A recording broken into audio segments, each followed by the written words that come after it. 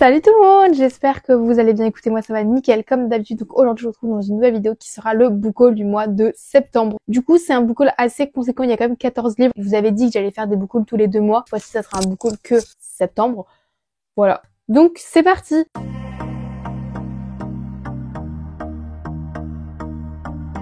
En vrai, c'est pas le genre de vidéo que j'aime filmer parce que un peu consommation, etc. Mais les vidéos les plus simples pour moi à monter et les plus rapides, c'est aussi sympa pour moi pour pouvoir garder un rythme de vidéo. Après, est-ce que je vais réussir à garder ce rythme? Je sais pas. Parce que pour le moment, je suis en plein montage de ma recommandation du mois d'automne. Mais est-ce que j'aurai le temps de monter la vidéo? Ça, c'est une autre histoire. Parce que filmer, encore, ça va. Mais la montée, ça peut être très long quand on fait des updates lecture ou quand on parle d'un livre.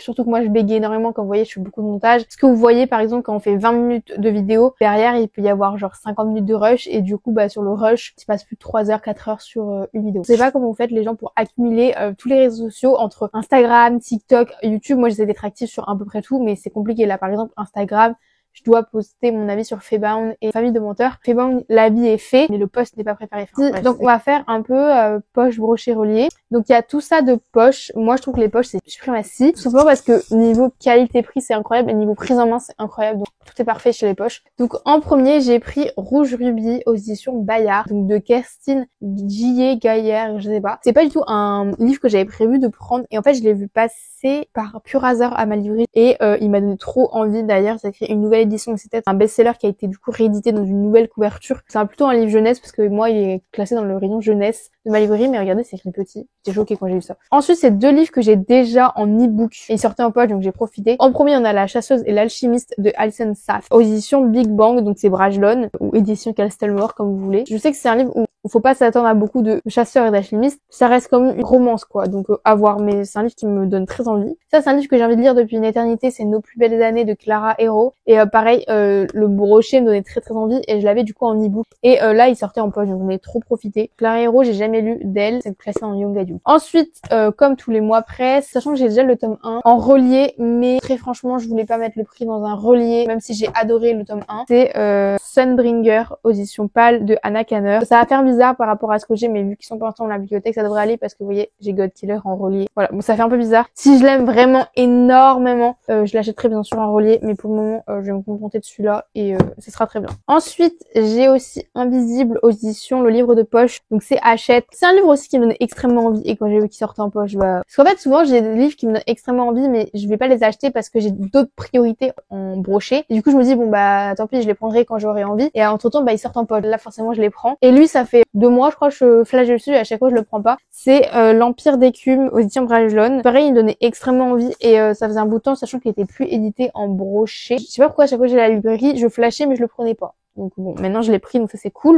Voilà pour les poches. Ensuite, on passe au brochet. J'ai tout ça de brochet. Donc on va commencer par le meilleur. En ce moment, je suis en train de lire le tome 2. Par rapport au tome 1, pour le moment, j'ai un peu de mal, mais je kiffe quand même. En fait, c'est juste que j'ai l'impression que je lis très lentement. Les pages, elles sont grandes et c'est écrit petit. C'est du coup le tome 3 de Angélion, aux éditions Plume Blanche de Justine Tiffany, que j'avais adoré le tome 1. Mais il faut savoir que je l'avais acheté le tome 3, alors j'avais même pas lu le tome 2. C'était risqué, mais écoutez. Par contre, c'est une pavasse, s'il vous plaît.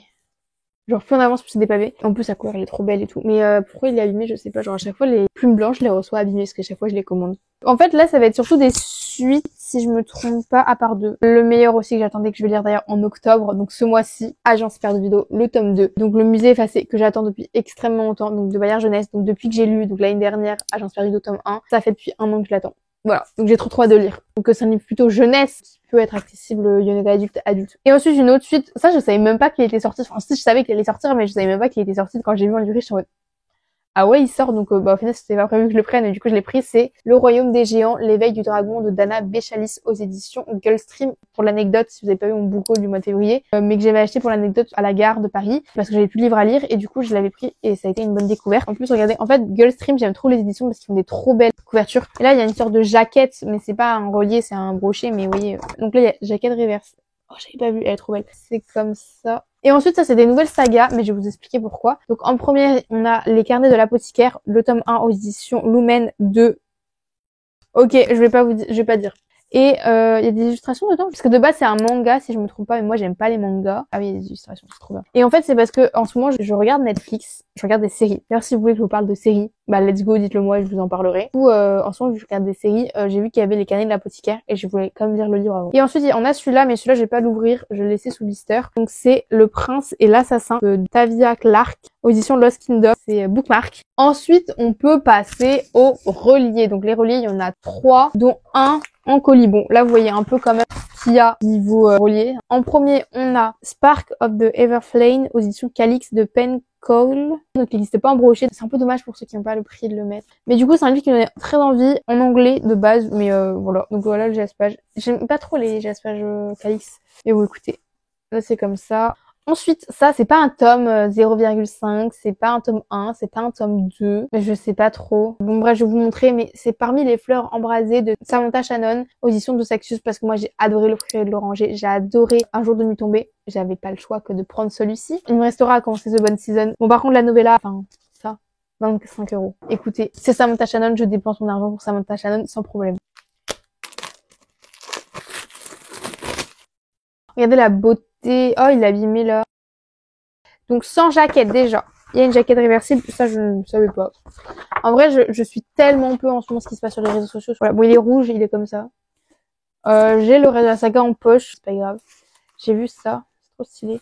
Et le dernier livre, c'est un livre que j'avais précommandé. En fait, c'est une campagne Ulule à laquelle j'ai participé. Et du coup, ça faisait un bout de temps que je l'attendais. Bon bref, le temps qu'elle le reçoive et tout, donc c'est normal. Je l'ai toujours pas ouvert, je l'ai reçu en début de mois et j'ai attendu de l'ouvrir avec vous.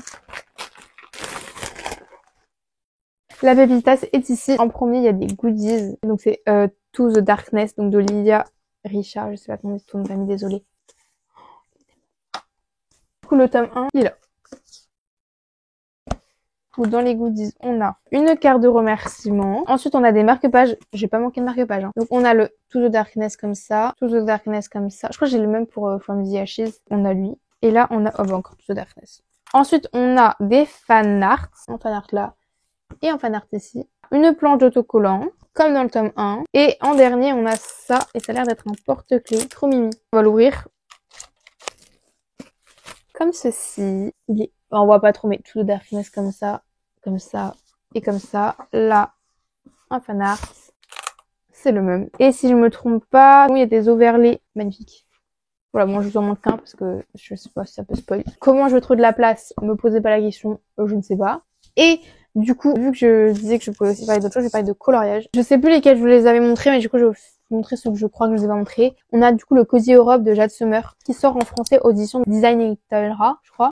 Ensuite, j'ai aussi Each Delight, qui était déjà un peu fait, mais c'est pas grave. C'est plus un qui va sortir de ma zone de confort, parce que c'est pas forcément de couleurs que j'aime utiliser, genre les pastels et tout, et j'ai envie de tester, quoi. Ensuite, on a Froggy Days. Voilà. Et en fait, je crois que j'aime beaucoup Jade Summer parce que j'ai pris aussi Cozy Japan. Voilà. Si vous, je parle plus de code, dites-le moi dans les commentaires. Il n'y a pas de problème sur ça. Je vous le ferai avec plaisir. Sur ce, j'espère que cette vidéo vous aura plu. Si elle vous a plu, n'hésitez pas à la liker, à vous abonner pour me suivre dans d'autres vidéos. Et sur ce, je vous dis à la prochaine pour une prochaine vidéo. Salut!